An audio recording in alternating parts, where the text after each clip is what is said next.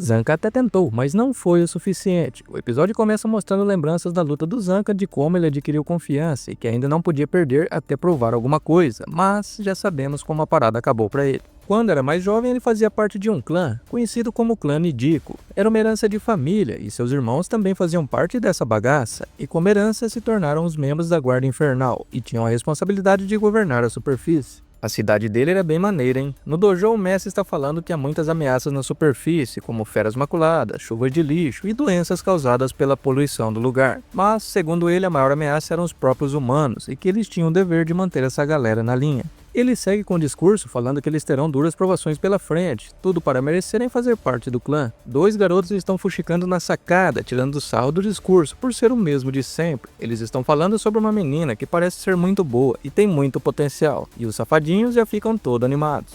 Zanka passa por eles, e os dois já começam a pagar pau pra ele, afinal ele sempre era o destaque da turma, e o sangue da família Nidico corria em suas veias, o que já deixava o Mala em outro nível. Esses moleques são invejosos, hein? Por conta disso, eles acreditam que o Zanka deve fazer muito sucesso entre as mulheres. Bom, se ele gostasse, talvez, né? Zanka entra na sala e claramente ele chama atenção, e o Mala sabe disso. Ele só disfarça que não liga, mas está se contendo de alegria pelo falatório. Ele reflete que não pode ser comparado a nenhum deles ali, afinal ele dá um dobrado quando ninguém está vendo. Ele tem certeza de que ficará em primeiro lugar da turma e vai fazer cara de paisagem como se não fosse nada demais. O mestre entra na sala e, lembrando, tira casaco, bota casaco, manda a galera ficar de pé, só para 2 segundos depois mandar eles se sentarem. Ele anuncia que os Givers estão dando muitos problemas e que eles devem se tornar guardas infernais bons o bastante para vencerem eles. A molecada dessa sala já passou por poucas e boas, afinal já faz 3 anos que eles estão em um treinamento pesadíssimo. O mestre anuncia que eles terão uma nova companheira da turma. Trata-se de uma recruta que acabou de chegar, mas parece que a menina é tão acima da média que já avançou 3 anos de treinamento. Zanka já fica com o caneco piscando de medo de perder o posto, mas reflete que poderá aprender muito com alguém que tem um talento natural. O Trono Dourado é uma cadeira que só pode ser sentada pelo melhor aluno do ano, e claro que Zanka já sonhava em botar o seu popô nela, mas sei não, hein, tô achando que ele vai acabar perdendo esse direito.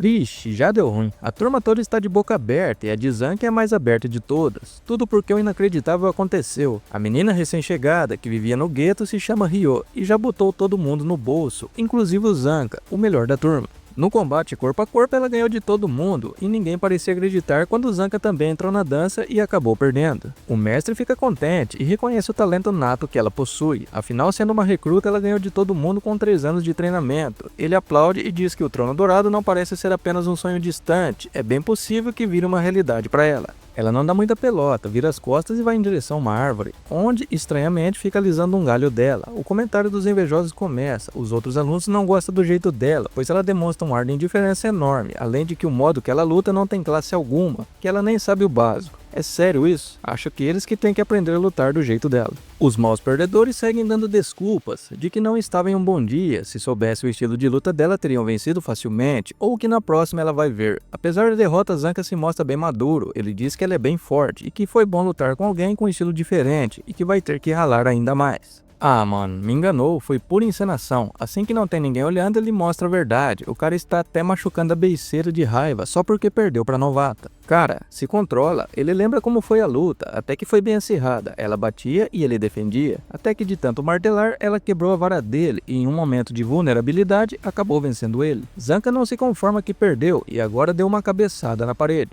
Isso aí, ele vai se acalmando, dizendo a si mesmo que é o melhor, que só precisa treinar mais. Vergonha alheia. A novata que botou ele no bolso presenciou tudo e diz que ele está pingando sangue. Ele desconversa e volta ao papel de sereno e calmo novamente. Eles começam a conversar. Zanka elogia ela e diz que ela manda muito bem, que se continuar assim, vai acabar sentando no Trono Dourado. Parece que ela não liga muito pra isso e pergunta pra que serve sentar nesse tal Trono Dourado. O motivo é muito fútil. Zanka explica que várias lendas da Guarda Infernal já sentaram nele, além de figurões como políticos e famosos, além de ser o sonho de todo mundo, ou seja, puro status. Ela quebra ele no meio e pergunta mais uma vez para que serve sentar em uma cadeira qualquer, que isso só serve para as pessoas dizerem o quanto ele é incrível e que isso não vale de nada. Depois dessa, até eu ia ficar sem o que dizer, igual ele ficou, e com uma tremenda cara de tacho. De volta à sala de aula, ele vai refletindo que quando um talento natural, um gênio, aparece, os sem talentos começam a se degenerar. Uns copiam, outros falam mal, outros tentam roubar o que o gênio tem, e por aí vai.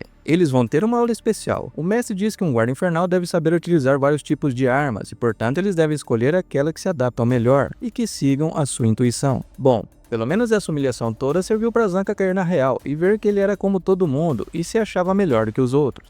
Mas a situação só piorou. O mala literalmente chegou no fundo do poço e parece que foi nesse momento que ele conheceu o Andy. Aconteceu algum BO depois da escolha das armas e o bagulho deve ter sido tão sério que Zanca achou um buraco para entrar dentro e já faz 3 dias que ele tá lá. Por sorte, Andy encontrou ele ali. Ele começa a explicar o ocorrido, parece que ele queria botar uma banca e no meio daquele monte de opção resolveu escolher a arma mais insignificante, um pedaço de pau que não deveria estar ali. Vixe, ele acabou passando de otário ao escolher aquele pedaço de pau. Todo mundo ficou na expectativa de ver o que o talento ia escolher. Ela acabou escolhendo uma espada simples, mas ainda assim é melhor do que um pedaço de pau, né? Ele tá perdidinho e começa a se chamar de patético. Meu amigo, essa deprê tá brava, hein? Tudo porque apareceu alguém realmente com talento nato e melhor do que ele. Ele não aguenta a pressão e diz que quer morrer logo. Andy do lado de fora fica só escutando e fazendo uma boquinha. Andy meio que dá um conselho a ele, dizendo que sendo assim é só o medíocre superar o gênio. Apesar da decepção, Zanca não perdeu a vontade de lutar, afinal ele ainda continua segurando o pau firme e forte, lá ele. Andy conclui que é percebendo as fraquezas que os tornam fortes. Ele diz que em breve vão passar pela cidade para comer manju e que nessa ocasião espera ver que o medíocre tenha superado o gênio. Aí ele caiu na real e saiu do fundo do poço. Eita pega, não acredito, ele ainda tá vivo. Ele se levanta todo arrebentado, estropiado e furado, chama o seu bastão do amor e diz que ainda não, que vai provar o verdadeiro poder de um medíocre. Agora vai, hein? E não foi. Putz, me enganou direitinho. Dá um apagão e volta com Zanca no chão, mais pra lá do que pra cá. O discurso dele foi só pra enganar a gente, e novamente ele se encontra com um pezinho na cova. Na verdade, Zanca está numa brisa danada. O safado do Jabber, além de fazer um rombo nele com a sua garra gigante, aproveitou a ocasião para aplicar o veneno borbulhante nele.